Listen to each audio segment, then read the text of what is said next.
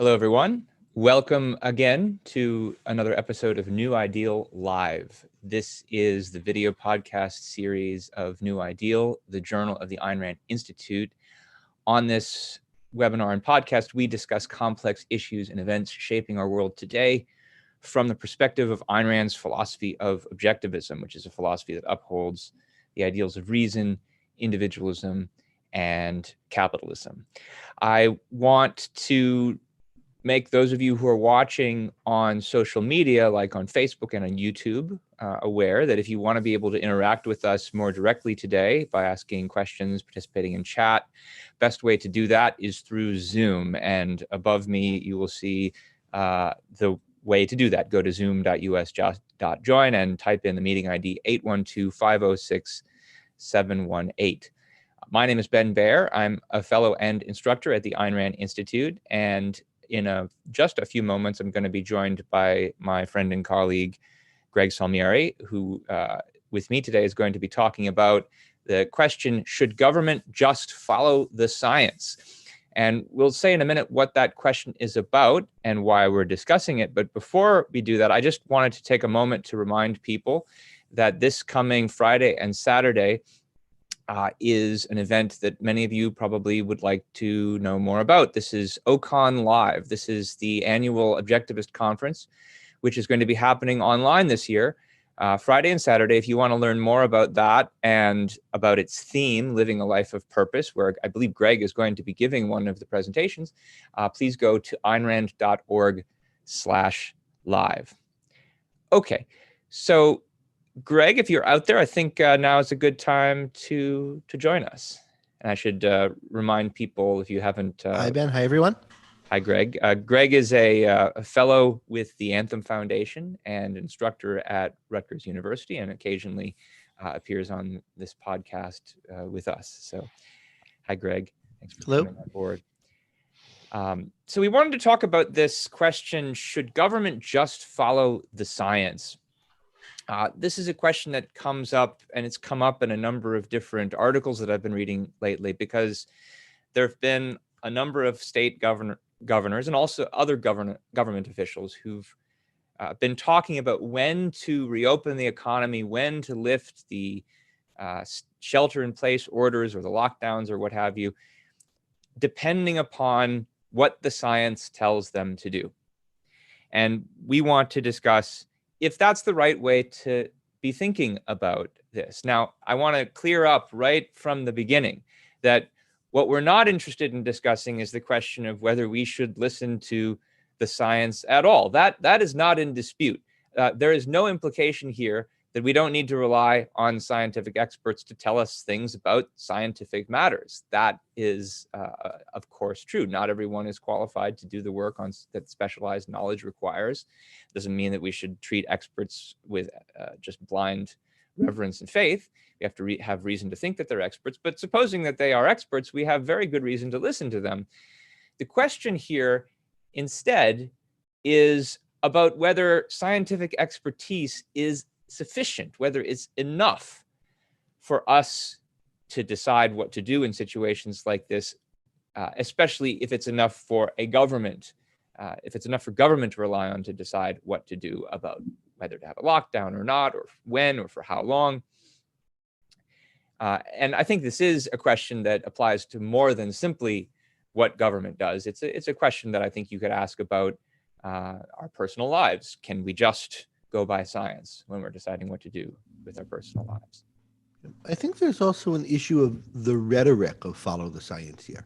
So at some level of abstraction, I think everybody will agree that we need science to tell us what to do in a lot of these cases, or we need science to advise or inform us about things relevant to what to do in many cases. But science isn't sufficient. You need some other knowledge too, and maybe some values, and we'll talk about that later. But what are the respective roles about them, and in what way is the rhetoric of follow the science functioning here? When people say they are going to follow the science, what are they saying? Why are they being moved to say it? When people criticize people for not following the science, how often is this a fair criticism of people who are ignoring or evading scientific facts? Sometimes surely it is. And how often is it masking something else? Yeah, I think that's definitely something we should talk about, and I have some thoughts on that too. So I wanted to first share just a couple of articles that I read recently where this was the explicit focus, where I thought the articles actually had some very good things to say, but there's more to be said. And one of them was, and these are just two of the most interesting ones I saw. There were more than this. One of them was an article by Rich Lowry that appeared in Politico, where the title was quite straightforward. It argued science alone can't tell us how to respond to the coronavirus. This is Politico on April 29th. And Lowry makes some very interesting, I think, and relevant points. He says, quoting him here, once you're outside a lab setting and dealing with matters of public policy, questions of values and how to strike a balance between competing priorities are involved, and they simply can't be settled by people in white lab coats. He gives the point that I think many other thinkers have made, that science can build an atomic bomb for you, but it can't tell you whether or not you should use it. He also notes that, by the way, and this is one of the things that's good about his argument, is that he's not just saying, oh, well, we should only go with what the economists tell us as opposed to the doctors, because economists also, there's different economists from different fields, different value perspectives, different politics. Are you talking to a left-wing economist, a right-wing economist? Values come up in deciding how to apply economic knowledge as well. And so he concludes by saying, science can't tell us how we should think about the trade-off between economic misery caused by shutdowns and the public health risks of reopening. He concludes that it's we as a self-governing people who have to decide. Now, notably, he doesn't say a lot more about how we as a self-governing people are going to decide that. Another interesting article along the same lines was this one from Fareed Zakaria, that appeared in the Washington Post on April 30th, called "The Pandemic is Too Important to be Left to the Scientists." And again, he is not saying we shouldn't listen to the scientists at all. He does stress the fact that there's a lot of uncertainty about the science that we have about the coronavirus, especially since it's such a new virus. But separate from that, he makes the point that, look, you have to also look at what is the subject of each of the sciences, and do they deal with the relevant questions. For example, he says there's this precautionary principle that many epidemiologists will sometimes apply, but that itself, if you apply in an unqualified way without taking other fields of knowledge into account, can have really big costs. So even just within the field of medicine, there are patients who are denied care for other ailments because everything is being focused on the coronavirus. And outside of that, we can look at other examples. Like if you wanted to speak just from a public health perspective, you would tell everybody should drive at a speed limit of 35. They'd save a lot of lives. But obviously there are costs involved in doing that. And the thing that I like best about the Zakaria article was his final paragraph, which I thought was quite good. He said, Trump's willful ignorance makes us want to hand the country over to Fauci. But that's the wrong response. We need leaders who take responsibility and make choices informed deeply by science, but also by economics, politics, ethics, and other disciplines. Just as war is too important to be left to the generals, pandemics are too important to be left to the scientists. And the fact that Zakaria here mentions, hey, ethics is actually a field. Well, that maybe points a little further than the Lowry article did.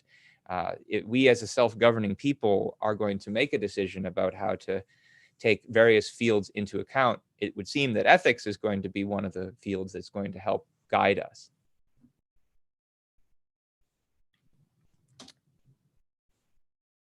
So, Greg, I think that you had a point you wanted to make about how this is this point that Zakaria is making about public policy decisions. This is not simply, this doesn't only come up in public policy considerations. This is something that we face every day. Well, it seems to me in medicine, this is particularly striking because if you speak to doctors who work in public health, when they are speaking about public policy, they tend to err in a direction or default in a direction to saying we should do everything possible to prolong as many lives as possible. And there's no, as Andrew Cuomo said, under the influence of some of these medical policy people, no matter what we have to do to save one life, it's worth it. But when you talk to a doctor who's talking to a sickly patient, right, I think, and they're making personal medical decisions and working together to make them, I think those doctors are very aware of the issues of quality of life and what kind of a life do you want to lead. People think about whether they should have do not resuscitate orders and under what conditions, and would you want to be kept alive this way versus that way. People, when they're in this frame of mind, I think are much better at thinking about this and recognizing that a person's values are really relevant here, and different people will have different values. And the role of the doctor is there to advise, to say what will likely happen if we do this versus that, and what are the odds of different things happening, and so forth. And then the patient is going to have his own preferences for what he wants out of life and his own risk tolerances. And with those things in mind, people decide, for example, whether to get a course of chemotherapy or not, whether to have a certain operation that's, high risk, high reward kind of situation. And there are personal decisions there, but that doesn't mean, and decisions that reference personal values, but that doesn't mean that any value that anybody might have is rational. If somebody is, willing to undergo a 50% chance of death because they're afraid of needles, right? And they don't want to get this shot that will save them from the thing that is a 50-50 chance of killing them. We think that that is an irrational, and I think it is an irrational preference. And likewise, I think most doctors would say that in most cases, right, people choosing not to vaccinate their children is due to ignorance and irrationality, not different rational value preferences. But there are differences of rational value preferences that people can have. And part of the role of ethics is to create the principles by which we could define what is the scope of the range of different rational personal values you might have. Yeah, and I wanted to comment on one another article that I read where this kind of issue really came into focus, and it's a good way, I think, of concretizing what is at stake here. So I read an article in the Washington Post, May 4th, by Jeremy Faust and Carlos Del Rio, called "The Metric That Could Tell Us When It's Safe to Emerge," as in when it's safe to open the economy. And it's an article by two medical experts. One's a doctor, one's a medicine professor, arguing that some of the measures that we've used to decide the scale, the intensity of the pandemic are unreliable. And so, and this has been widely commented on, that it's just looking at the number of cases isn't all that telling, because it depends entirely on how much testing has been done. And often the more testing you do, the more cases you find, the more asymptomatic cases you find. By the same token, the case fatality rate, which is the number of deaths counted per cases, also depends on the number of tests you've done, and so doesn't really necessarily tell you. They recommend that we look at something called excess mortality as a more objective measure of the scale of the pandemic. This is what tells you how many people are dying in a given week compared to the usual number of deaths this week in an average year. And to me, when I read this, it makes a lot of sense. I think this does sound like a more objective measure of what how bad this disease is having an effect on people. Of course, just looking at something like excess mortality doesn't tell you whether these excess deaths are due directly to the disease or to, say, side effects of our responses to the disease. Again, people who can't get treated because they can't get into the hospital. But this is something that the authors, that Faust and Del Rio, actually acknowledge. And I think part of what they're saying is it's still likely that many or most of these excess deaths are from the pandemic. But then, making this very sensible scientific observation, they draw the following inference from it. They say, this is also why excess mortality presents an unusual opportunity. By closely monitoring excess mortality, which is occurring all over the United States, it's possible to determine when it is safe to reopen the economy and when it is too soon. But this particular policy recommendation that they're making, that does not follow from the science alone. It's very useful science, but it follows from the science plus the assumption that the ordinary death rate is the ideal that we should move towards. And this assumption discounts the possibility that, well, individuals should be able to make choices that involve taking increased amounts of risk with their life, given the sorts of values they want to pursue, which is the point that you were speaking to, Greg, talking about the kind of the sensitivity that doctors have to quality of life issues when recommending a course of treatment to patients. I think that's true, but I think it's also bad science. Death rate, whether it's death rate from COVID-19 or excess mortality rate from which you're inferring COVID-19, is a lagging indicator of the state of the epidemic in a given area. There's a 14-day incubation period, and then the time from symptoms to death is another 14 days. So if you were doing this, you would know a month after the fact if you were having a problem. You'd already know you were having a problem by then. So I mean, I think it's a very useful statistic in retrospect to figure out what happened with the pandemic, and maybe if you're doing things like trying to compare one place's curve to another, it's certainly a number that should be in the mix. But my understanding is it would be a disaster to try to use what your excess mortality rate is today as an indication to set your policy today about what activities should or shouldn't be illegal, whatever goal you had. So, I mean, I think the real values question is, what is our goal in setting public policy here? Is it to ensure that there's not the scale of increase that would imperil the hospital system? That was the original kind of way the flattening the curve idea was originally presented. Is it to minimize the number of deaths altogether? What is the goal that's being pursued by this policy, and why is that the goal? And is it the right kind of goal for public policy? That's one kind of question. And then there's another technical question, more question for the experts in the field. Given that our goal is, say, to ensure that there's not the kind of surge that would threaten hospital capacity, then what indices should we use to measure how likely we are to get ourselves into that situation, and therefore we should take extraordinary measures? And it seems like this suggestion, as you're explaining it, is a suggestion as to what indice we would need to look at to do that.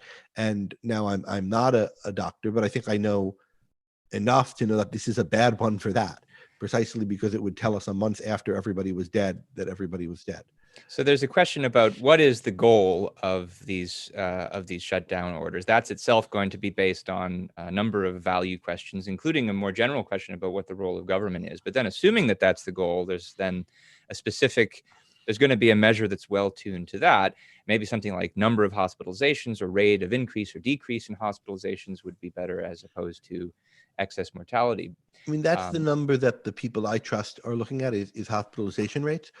I mean, one issue is if your assumption is that we're remaining in lockdown for a long time and we're looking for when we should exit lockdown, then perhaps a decrease in excess mortality would be an index you could use for that. But I think on ideological grounds, that's the wrong way to think about it. And even if you do think about it that way, you're going to need to think about what's our trigger for then reimposing restrictions on motion. If your premise is we should have them whenever they're not going to lead to more death, and it certainly can't be a trigger to reimpose them that there's excess mortality, because it would be way too late. You'd be in crisis by then. So if you see excess mortality going down, then at the very least, it's a sign that maybe it's a time to reopen because you should have done it 2 weeks ago or something like that. Yeah. So Thomas, in the Q&A box, and I should mention to people that if you are in Zoom with us and you'd like to ask us a question, we'll start to look at those. Best way to do it is to hover over the screen. There's a button for Q&A. That's the best place to post questions. You should also feel free to put comments in the chat. We'll look at those too, but questions go best in the Q&A box. Thomas in the Q&A box asks, isn't the answer that philosophy and its issues is more fundamental than special sciences? So the philosophic guidance is needed to direct the science, like the statement about the atomic bomb. And yes, that's what I was going to begin to, the lesson I was going to begin to draw from these examples. That when you're talking about questions about values, whether it's about how to, decide your own treatment, or whether it's a question about how government should decide to contain a disease, these aren't questions. When you're talking about values, you're not talking about questions that are addressed by the special sciences like epidemiology or economics.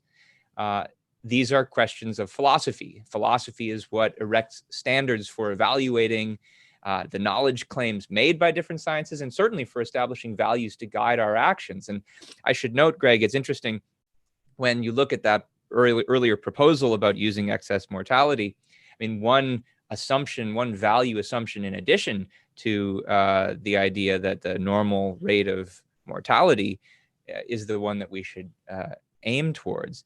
I mean, generally, I think a lot of people who have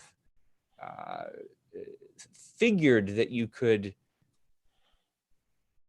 infer policy conclusions from science are assuming one or another ethical theory. And this is something that we talked about, or that Onkar and Aaron talked about in a previous webinar. They're assuming either a kind of utilitarian ethical theory or what they call a Rawlsian theory. The first one is the one that says the aim of ethics is to maximize the greatest happiness for the greatest number of people, or at least minimize the pain for the greatest number of people. And the second, the Rawlsian theory, is that it's most important to focus on the suffering of the least well off. And those are different theories, and you don't have to agree with them. And it's a question in philosophy to decide on what is the proper goal, not only of government policy, but also of just human life generally. Now, the question I think this raises is, if it's true, as a number of these articles have been suggesting, that the science alone does not answer questions about values, if that's a question for ethics, for philosophy, does this imply that there isn't, since science is one thing and philosophy is another, does this imply that there isn't a rational way of answering questions about values? Lowry and some other commentators I read seem to almost imply that. That's in part, I think, why he's saying this just has to be a decision that we make as a self-governing people, and he doesn't mention any standards that we're going to use. So, I mean, what do you think, Greg? Is this being objective about how to respond to these kinds of situations and make decisions?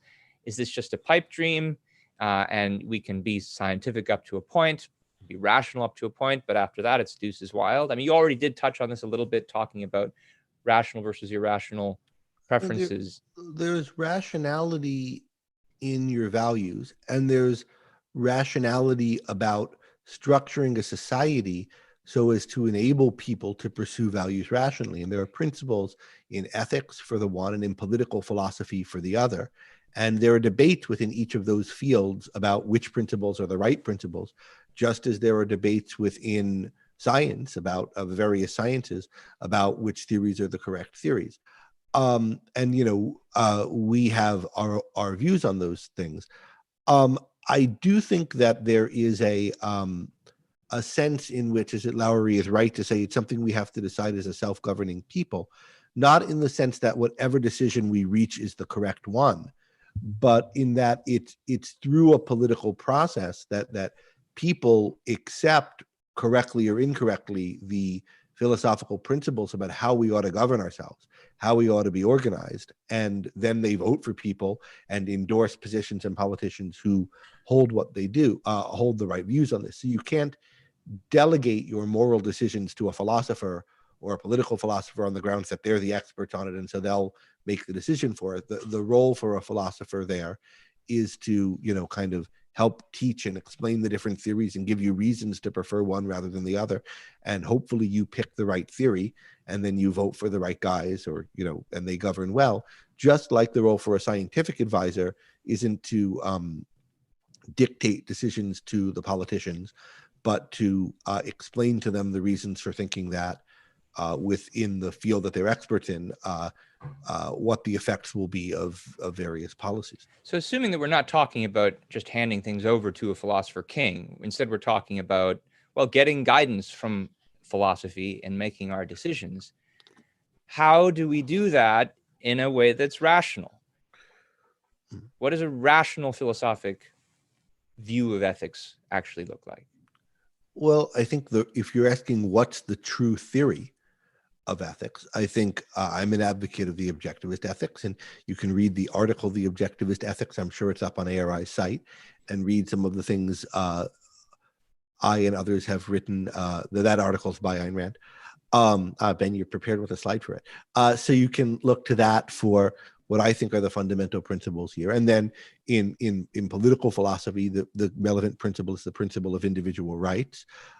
Rand has an article, Man's Rights, in that same book, and also in The Virtue of Selfishness. And also in Capitalism, the Unknown Ideal.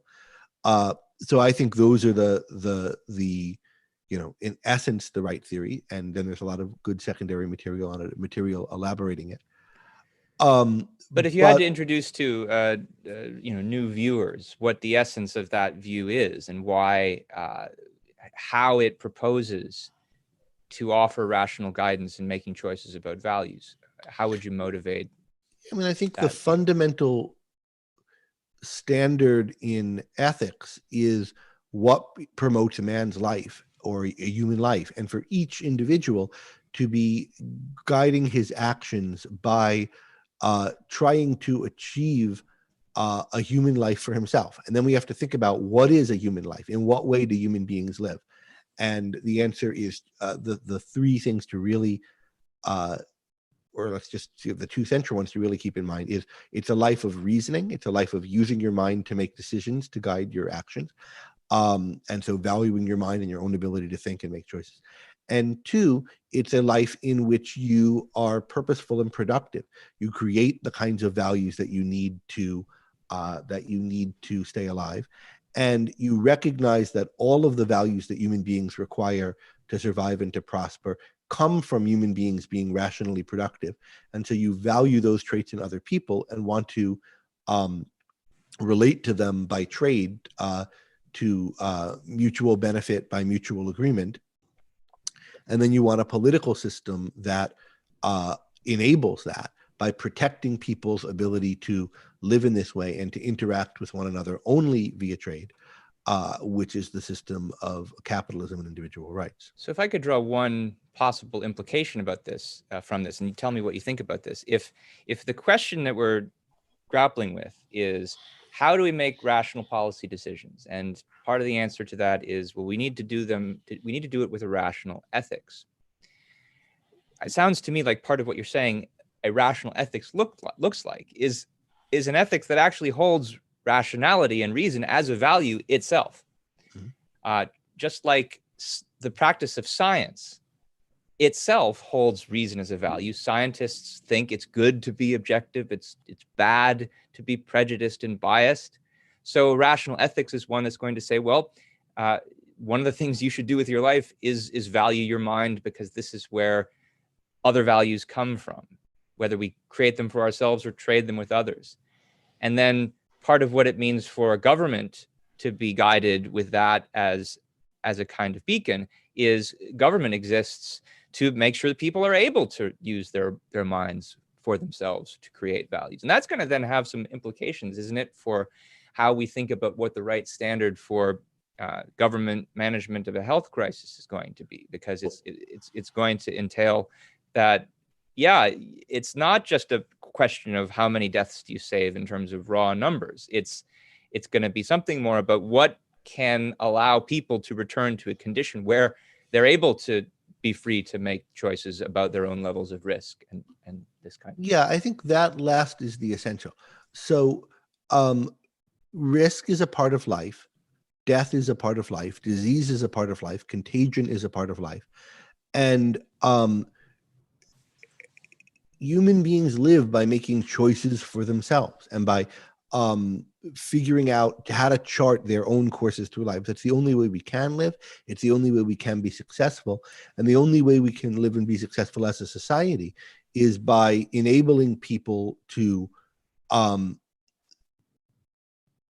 make these kinds of choices about their lives, and including about what they produce and how they deal with one another and how they trade, in a way where they're free from interference from other people in it. And one of the ways in which other people can interfere with them, and it is by getting them sick. So if we're in a situation where there's a very contagious virus and it can kill you or get you sick and so forth, we need to know something about that. The government has a role in figuring out how contagious it is, in what kinds of things put people at risk of it that those people are unable to control for, and so you're making a threat to them and so forth. And so there need to be rules for how the government responds, rules, maybe changed rules for what would count as, in effect, an assault or on somebody now. That would not be the case if there wasn't this disease out, if there weren't any diseases. And so the government needs to figure out how to deal with the crisis in that way. There might be some temporary emergency measures that are justified. Ankar Gate had a good talk about this, how government should deal with a healthcare crisis that I think is online now. But ultimately, its goal has to be to get us as quickly as possible out of the acute situation in which extraordinary measures might be required, and get us into a situation where whatever level of increased risk there is, people are free to figure out how to manage it and to figure out how to go on with their lives. This virus is with us. It's going to be with us for a while. We can't treat it as an emergency where we're hiding in our houses forever.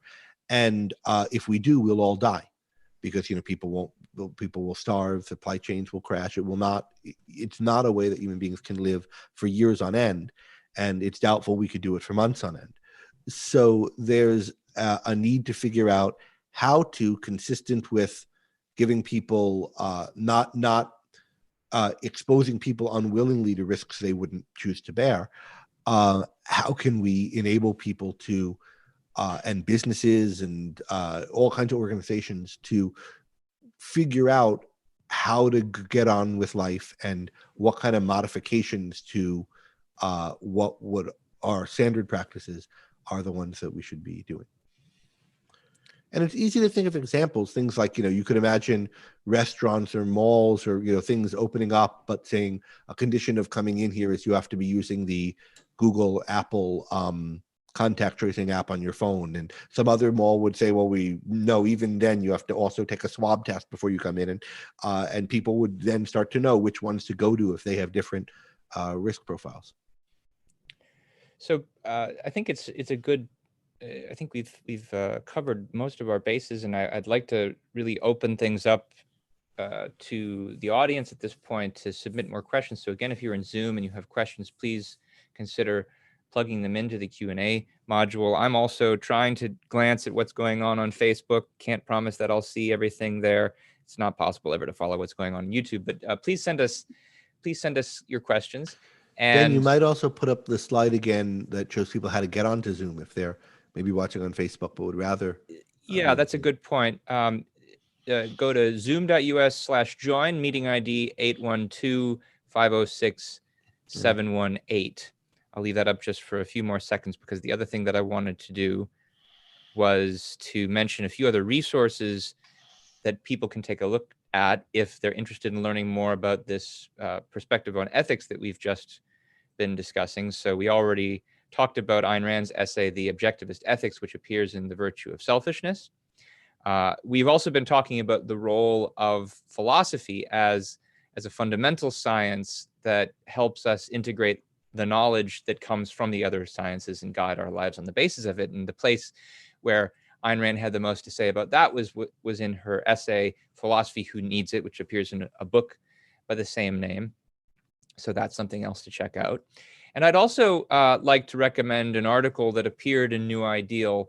Actually, this was one of our very first articles from a couple of years ago by my colleague Ankar Gate, called Finding Morality and Happiness Without God.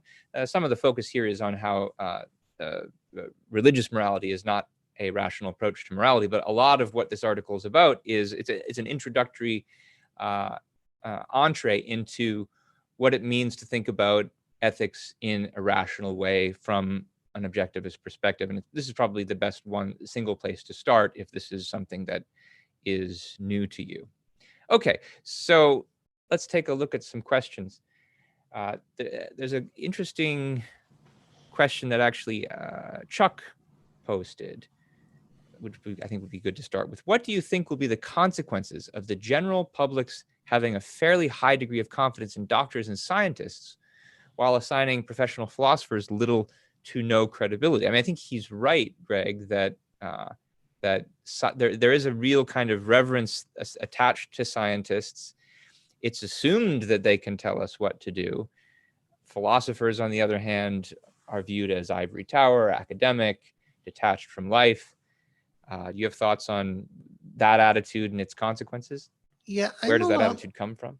I'm a lot more concerned about the respect given the field than given the people. So I think science has more respect than scientists do. Everyone just takes the scientists they don't like and say, well, they're not real scientists or proper scientists. But philosophy, I don't think as a field gets enough respect. I think most philosophers maybe don't deserve it. A lot of them don't, but a lot of people who call themselves scientists don't too. But what I think is the real issue is people have respect for that there is such a thing as science, and there is such a thing as objectivity in it, even if they don't agree who has it or know how to tell. What I think they don't have is the idea that in the field of values and in the field of methodology, which are the fields that philosophy at the most abstract level of methodology deals with, I don't think people have the idea that there's a way to do that rationally and a way to do it right, that there's a field here.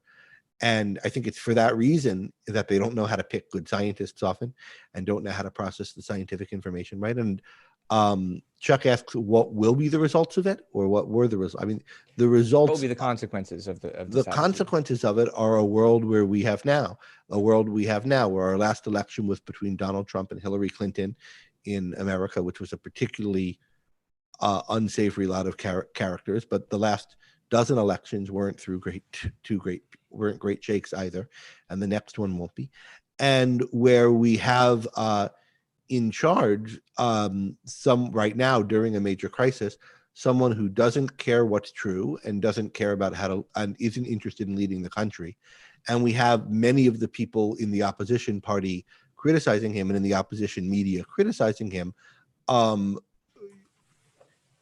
taking cheap shots with equal vigor as the important ones and saying, well, if people want to do anything than what this columnist, want to do, they're not following the science, and taking the fact that some of the political leadership does seem too often indifferent to science, to dismiss anyone who disagrees, therefore, with them as an anti-science. So I think it's it's not consequences we have to look forward to, it's consequences we're already living through. And I think we'll just have more of the same until hopefully the direness of the political situation on all sides now will shake people into thinking we need to think more about what our values are, how we can tell what are proper values and what aren't, and what the role of science and of other rational modes of thinking are in life. I think it's important to emphasize that you can't escape philosophy.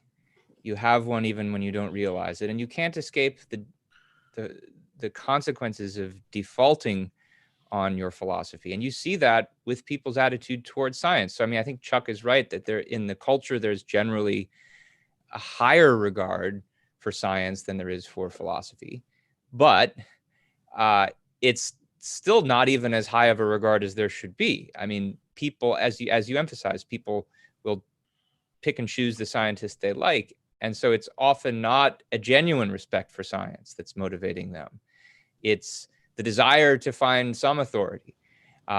It's not it doesn't come from a place that really understands what the scientific method is or what it's for, or why it's valuable. And so you see people seizing on these scientific studies that they use to kind of rationalize after the fact somebody's claims about hydroxychloroquine or somebody's claims about UV light or disinfectant, when it's not really, they don't understand the science, they don't value the science, they're just seizing on it as a way to justify something after the fact. Let's talk about Reed's question. Sure. So Reed's asking, why not isolate, protect the vulnerable, and end the lockdown for the non-vulnerable death? Well, there's a question where there's definitely, it's not just the science that's going to help you answer it. We're going to have to think a little bit about what are the values at stake. I mean, in general, this is the kind of approach that I favor as a matter of policy. I prefer not to talk about, I mean, lockdown is a fine word for what's happening in some of the country, but I think of the more generic term as restrictions on movement. And I think what we should be doing is lifting the restrictions on movement on everyone where possible, and letting people then make their own decisions about how vulnerable am I, how much can I go out of the house, and what risks am I running, and understanding that every time you go out of the house, you are increasing the risk to other people, but only to other people insofar as they too choose to engage, choose to go out of the house. And then I think institutions that house a lot of vulnerable people, in particular nursing homes and retirement communities and so forth, ought to certainly enact policies that are maybe lockdown policies, not allowing visitors, not letting people in, extra sanitation and testing policies, whatever they can manage.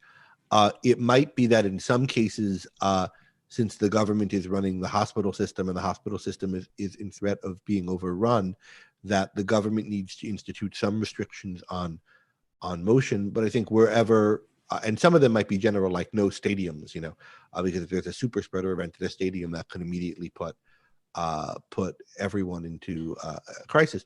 So maybe some restrictions like that are warranted locally, but are currently. But the other ones that if they need to put them in, I think they should first be starting with restrictions on the people who are most vulnerable and therefore most likely in need of hospitalization. So that's what I think is ethically the right thing to do. But notice that kind of a decision involves both science and ethics and political theory. Yeah, and I wanted to say something about that too, because I've heard people make the following criticism of that recommendation. They'll say, this is callous. You're talking about just locking away, throwing out the key, the old and vulnerable people. But that's not at all the perspective that I think you're coming from here. The value that's guiding your recommendation, it sounds to me, is a respect for each and every person's autonomy and volition. And if vulnerable people are worried about being exposed to the virus, then what you're saying is they should have the right to be able to protect themselves and stay in a place where they can be reasonably certain that they're not being exposed, and that there's a role for government in protecting them. But likewise, by the same token, you're saying if someone judges themselves not to be vulnerable and they have a higher tolerance for risk, they have the right to take greater risks, provided that in doing that, they are not unduly exposing other people to risks that they don't want. Yeah, I mean, I think in a situation where the government incorrectly or correctly deems that it needs to impose restrictions on people's emotions to prevent some overwhelming of the healthcare system, then I think it's plausible to place those restrictions first on the most vulnerable. So ideally, people are and they should be left free to just make these decisions based on their own risk preferences. And sometimes, I mean, it can be rational to risk death, right? I mean, so suppose you're somebody who's in his 80s, you have a lot of pre-existing conditions, you think the odds are you've got another year or two, and maybe it'll be a year and a half before you're vaccinated in a good, the best case scenario or something, and you think, I've only got a good 2 years anyway, I want to spend them seeing my grandkids, and I'm not going to coop myself up in not getting to see my grandkids at all, in the hope that in a year and a half from now, I'll be vaccinated and I'll be able to do it. And then I'll be able to see them 3 times and then drop dead of something else, right? If that's the situation you're in, you might rationally choose to risk death from this disease. People who say that what we're doing is saving lives, I mean, it's sort of true, but the mortality rate for a human being is 100%. We all die. It's just an issue of when. And particularly for people near the end of their lives, who are the most vulnerable and the most likely to have this shortened, to imminent death, also spending a year or 6 months or whatever of their lives in a constrained situation, that is a larger percent of their remaining time, even in the best case scenario, than it is for most of the rest of us. So I think even for elderly people and people with bad pre-existing conditions, they ought to be able to make their own choices. But if we're in a situation where we deem it's an emergency and restrictions on motion are absolutely, necessary to prevent a situation in which everybody would suddenly start dying and there's no hospitals to deal with them, I think it should be seriously considered starting them with the people who are the most vulnerable, most likely to need hospitals. Now, you said that would be the most obvious thing to do, where the rationale for the orders in the first place is to protect the healthcare system from overwhelming. But obviously, part of the reason why that has become such a crucial factor in government calculus is because government currently has essential control of the healthcare system. And the assumption that it should, I mean, obviously, we're not going to change our assumptions about that, or at least the people who are in charge of our society aren't going to change their assumptions about that during the course of this pandemic. But since we're talking about the role of philosophic assumptions in making decisions, one thing that might be worth flagging here is that an assumption we eventually want to check? And how many assumptions like that are responsible for the fact that, well, the healthcare system that we have was in the state that it was, the state of preparedness or lack thereof that it was. And Bradley in the Q&A box also asked a question about how would this whole thing have turned out if there were no regulations regarding the medical industry? To what degree have these regulations stifled the ability of the sector to prepare and adapt before and during the pandemic? There's a lot of questions we could ask there also about what philosophic assumptions are at stake in having implemented those regulations in the first place. Yeah, I think it's morally wrong to have socialized medicine like we have in America and like most other countries have. And people who don't think we have it in America don't think it just because they don't know what free market medicine would be. We have single payer medicine for everyone over 65, which is most of the people who get sick most of the time. And then we have very tightly controlled medical system for everybody else. So we have, mostly socialized medicine, and have since the mid 60s. There's no such thing as being opposed to socialized medicine if you're not opposed to Medicare. Medicare is socialized medicine. But what would it look like? And so the state of our current healthcare system is the state of a mostly socialized healthcare system. What would it be like if we didn't have that? Well, we don't know exactly. I think there'd be a lot more capacity. But we don't live in the alternate world where we can see the unseen, to take the old Bastiat kind of point. Now, one thing that I think would happen if we had free medicine, which means politically free medicine that wasn't controlled by the government, is these value choices would be a lot more explicit and a lot more part of how we think about medical care. So everybody dies. Everybody incurs a lot of medical costs in the later part of their lives, or at least a lot of people do. There'd be a lot more thinking about, is it worth it? How much am I willing to spend over the course of my life to have how much better medical care in various kinds of emergency or end-of-life situations? As opposed to not having to think about it because there's a third party that's paying for it. Because a third party is going to bear the cost. And most countries that have socialized medicine have, in effect, rationing, or people during the Obamacare that have more fully socialized medicine, and that during the Obamacare period, that is the debate over it, people were calling death panels. And that's a somewhat tendentious way of describing it. But yeah, there are people who decide how to ration care for the very aged. And we have less of that here.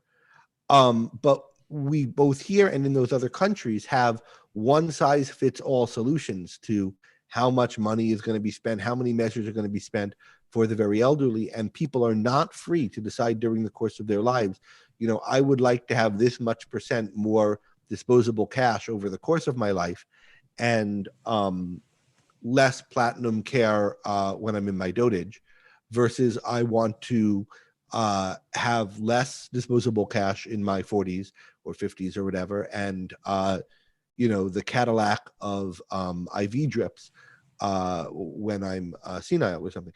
So the decisions about what kinds of surgeries, what kinds of things, these would be understood as products that have to be provided in difficult situations.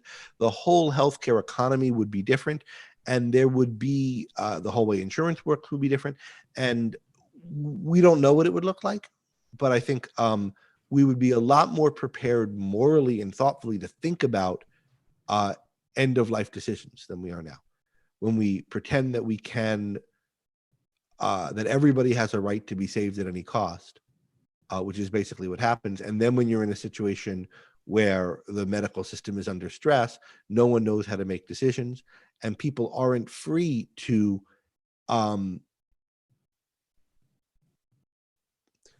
work extra, put more of their resources towards having better or different kinds of care than others. Great. So, Greg, I think we should start to wrap things up in the interest of keeping this around 45 minutes. Mm-hmm. In a minute, I'm going to put a few more graphics on my screen. So if you turn your camera off when I do that, that'd be great. But thanks very much for joining us in this conversation today. And I think one of the things that we've just engaged in taking careful, systematic look at some of the assumptions behind different policy proposals, and noting how well you can raise questions about them, and you can challenge them, and you can show them to be true or false using philosophy, helps illustrate the fact that philosophy itself is a kind of science. It's the science that integrates all of these other sciences. And so in a sense, we should just follow the science, but that's only in the much broader sense in which philosophy is included on that list. So thanks, Greg. I want to remind everybody, if you were watching this and enjoyed what you saw and you'd like to see more episodes of New Ideal, that you can subscribe to our YouTube channel. This will, especially if you click the bell, you'll get notifications when new items are posted. Otherwise, you can also, using that link that I showed before, follow us on Zoom. I'll put the Zoom number up again. If you can register to get emails so that you'll always be notified when a new episode is happening on Zoom. But otherwise, I just want to remind people that this program comes to you Mondays and Wednesdays, pretty much every Monday and Wednesday, 11 a.m. Pacific time, 2 p.m. Eastern time. We will be back next week with more commentary on events from an objectivist philosophic perspective, but also just close with a reminder one last time about this coming weekend's OCON Live. If you go to AynRand.org/OCON Live, you can learn more about the program that's being offered, some great speeches, both by Greg and Yaron Brook and Ann Kargate and Tara Smith, all unified around the theme of a life of purpose. And we hope that you'll see again how the objectivist perspective of the importance of philosophy in guiding your life comes out of that discussion. So thanks everyone for joining us. Thanks for submitting your questions. Sorry, we're not always able to get to every question, but we will, if you keep trying, hopefully we will be able to do it at a certain point. Thanks again. See you all next week.